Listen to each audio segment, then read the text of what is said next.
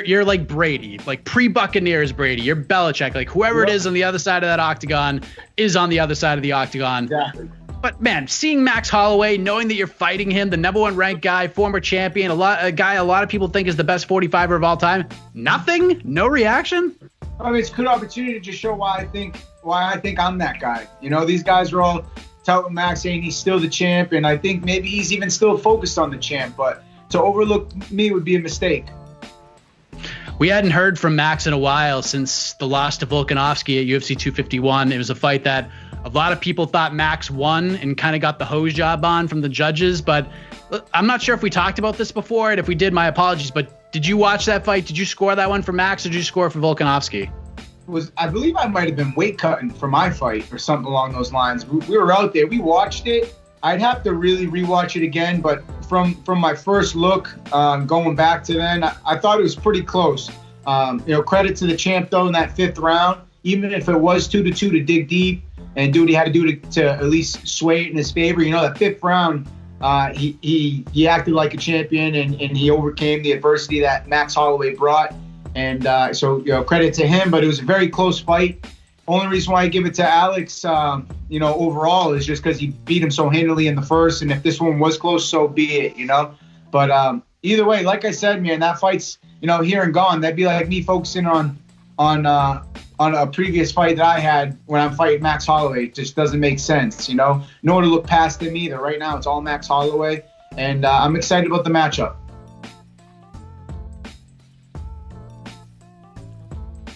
You mentioned he wants to be active in 2021, and obviously this year he wanted to be active too, but the world sort of fell apart.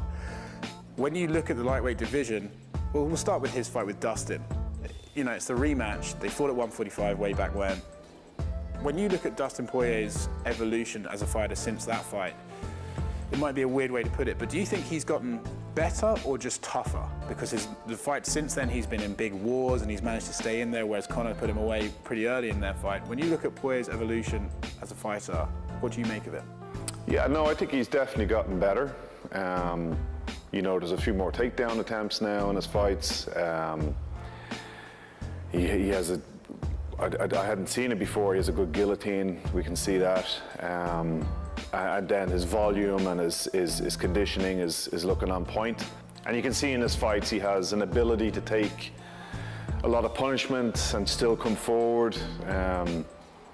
You can pick any of his last few fights to see that quality.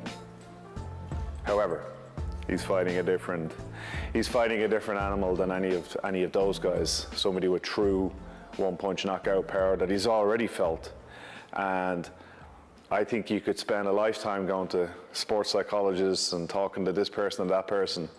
That's not going to have been erased from his mind. He knows that he is facing somebody who can shut off his lights very, very rapidly. And now is a lot more powerful and a lot more experienced than he was even then. So it's a tough uphill battle for Dustin, but Dustin's a phenomenal fighter, great fighter, and I know they've got him and Conor certain agreements on charity things outside, which is great. I think that's what professional sport should be about anyway. But yeah, I'm really looking forward to this one.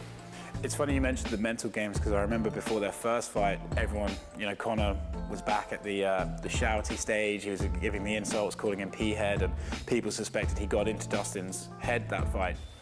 I don't think we're going to see much of the same ahead of this one, but do you think because of that first result, the mind games have almost already been played?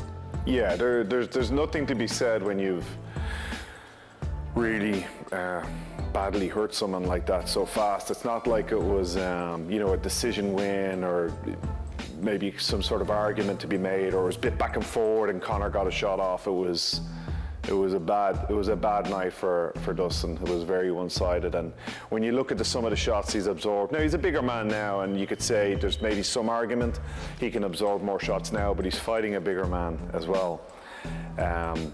And even if you remember back to the fight, the opening hook kick had just whistled by his head a couple of inches lower. That might have even outdone the Aldo fight. So look, they've both matured physically, age-wise. They're in the 30s now and families. They've Dustin's had a couple of more contests than Conor since then in the octagon.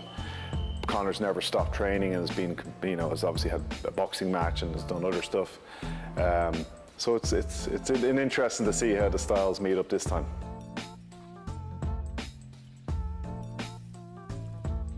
Do you feel like your time is kind of coming here now? Like, again, it was a big win. A lot of people watched that card. Last one of the year, it was free. Do you feel like this is kind of your moment now? Hell yeah. Go in there and beat a guy like Marlon Moraes, the way I did, put him away the way I did. And yeah, hell yeah, why the fuck not? So we train for a reason. This is that moment I need these big fights and these big names. And again, perfect world, I get that title shot. Again, that doesn't happen. I know the champ's having some visa issues or whatever. That doesn't happen. And again, I'm in there with whoever signs that dotted line, but I'm ready. It's always what's next, who do you want next? And it feels like you have a lot of options right now. Big name guys too, like brand name guys. What's in your perfect world, Rob? What do you want? Who's the guy you want after that great performance? Oh man, obviously the perfect world, the belt, fighting for the belt, but it's looking like I'm gonna need at least one more. So, like a big name like TJ Dillashaw, Cody Garbrandt's out there. I mean, Corey Sandhagen, Frankie Edgar's booked. I wouldn't mind filling in if, God forbid, anything happens with that fight. But yeah, man, perfect world, I get that title shot.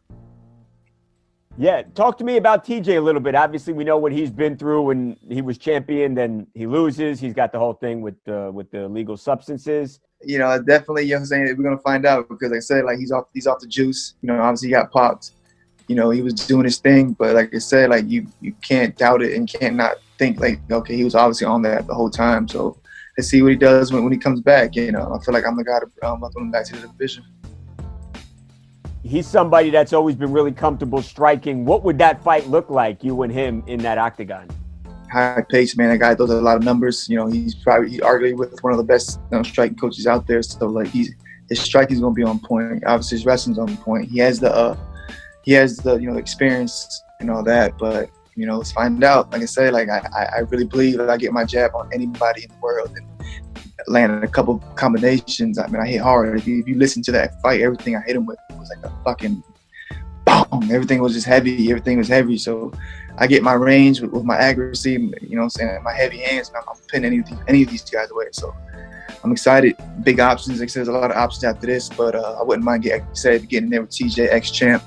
I honestly don't even care about the whole, PED situation. That's in the past. I'm cool with that. I know I'm a clean fighter. USADA's always at my door, so it is what it is. But yeah, I'm ready. My last thing, you brought up Cody Garbrandt. How do you look at Cody Garbrandt now? Obviously, he was a guy, a former champion, took some L's. How do you look at him? Is he still an elite guy? Is he not? What's the feeling on Cody? Oh man, you saw what he did to Sanso, man. That was impressive, man. He's a killer. He goes in there and throws bombs, but so do I. So that'll be another one, a huge fight. I know he's trying to go down to 25. More power to him. I don't know how he's gonna make that weight. That seems like a tough ass weight cut. But if he decides to change his mind about that weight cut, man, I'm here, man. Let's do that. I would love that fight as well.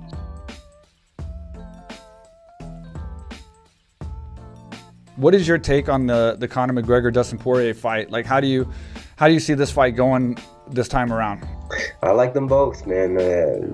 As fighters, I think to me they're both southpaws too. So I took a lot from both those guys. I love the way it goes. Dustin's tendency to block left hands is that high wedge block, the stonewall or whatever you want to call it. We call it wedge blocks, but this is not a great way to block left hands. I found that out firsthand, So if he makes the proper adjustment, like the last fight too, he kind of ended up blocking it, making the adjustment, but it was more of a forced adjustment. Right. But now he's so matured that I think that he's going to address the left hand in a much better way. And 55 Dustin is a much different beast from 45 Dustin. So I think this is going to be really interesting. And with Dustin being a right-handed southpaw, it's really a match of distance with that lead hook versus McGregor's left hand. Right. So I think it depends on the range. If Dustin forces a little bit closer, that old saying, straights beat hooks? Yep.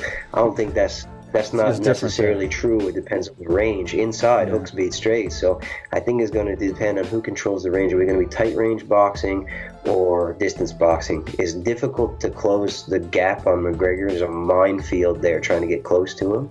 So I can see Dustin probably trying to grapple early, get some blood in the shoulders, close the gap, and create a tighter punching range. With McGregor doing what McGregor does, man, crazy kicks from the outside and then darting in with that left hand of death. So I think it's going to be really interesting. I love Dustin as a person, so it would be really nice to see him get his due. Yeah, he's a good guy. But if I had to bet on it, I mean, I wouldn't be putting any money down on that one. It's pretty tough to call. But yeah, it would be nice to see Poirier get his due. I really like that guy and what he does outside the ring. Unfortunately, being a good person doesn't make much of a difference in the cage. What you are as a person is not what gets the job done. That's just the way it is.